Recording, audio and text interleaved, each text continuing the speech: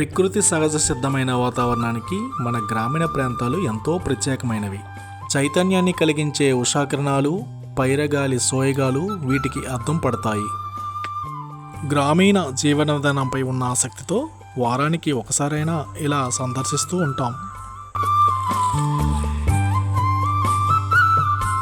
ఇక్కడ వృత్తులలో ప్రధానమైనది వ్యవసాయం. వ్యవసాయంలో ఆహార ధాన్యాలను ప్రధాన పంటలుగా మనం చెప్పుకోవచ్చు. కాలక్రమంలో వాటితో పాటుగా వాణిజ్య పంటలను వేయడం జరుగుతున్నది. భూసారాన్ని బట్టి ఆయా కాలాలలో ఏ ఏ పంటలు వేయాలన్నది అవగాహన తప్పకుండా ఉండాలి. ఈ విషయంలో ప్రతి రైతుకు అనుభవగతమే. ఏ వృత్తిలోనైనా అంకితభావము, పర్యవేక్షణ లోపిస్తే అనుకున్న ఫలితాలు ఆశించలేము.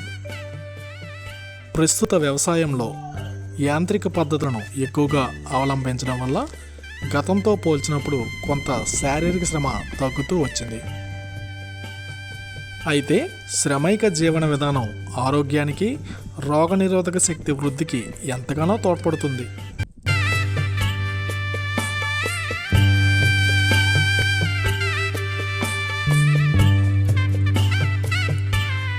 ఇదే ఆరోగ్యం దృష్ట్యా రసాయన ఎరువుల వాడకం తగ్గించుకోవాల్సిన ఆవశ్యకత ఉంది. సేంద్రియ ఎరువులతో మన ఆరోగ్యంతో పాటు భూసారానికి కూడా మేలు చేస్తుంది.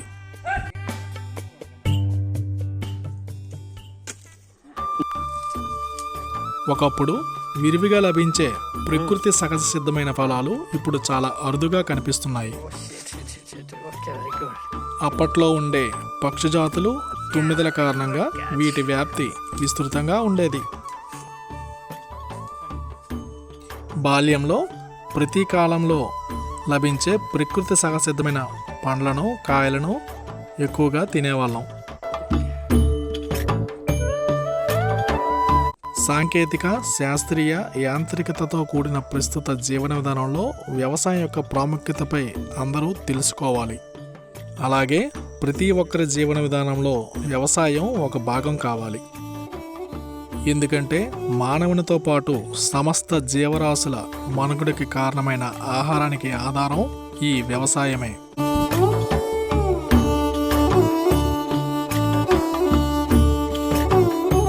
కాబట్టి రైతులను గౌరవిద్దాం, వ్యవసాయాన్ని ప్రోత్సహించుదాం.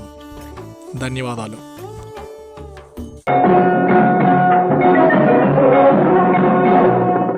రైతు లేనిదే రాజ్యం లేదని, రైతు లేనిదే రాజ్యం లేదని ఎద్దుల గంటలు మ్రోగినప్పుడే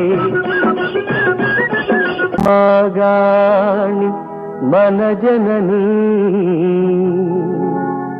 మన జన్మభూమి బంగారు భూమి.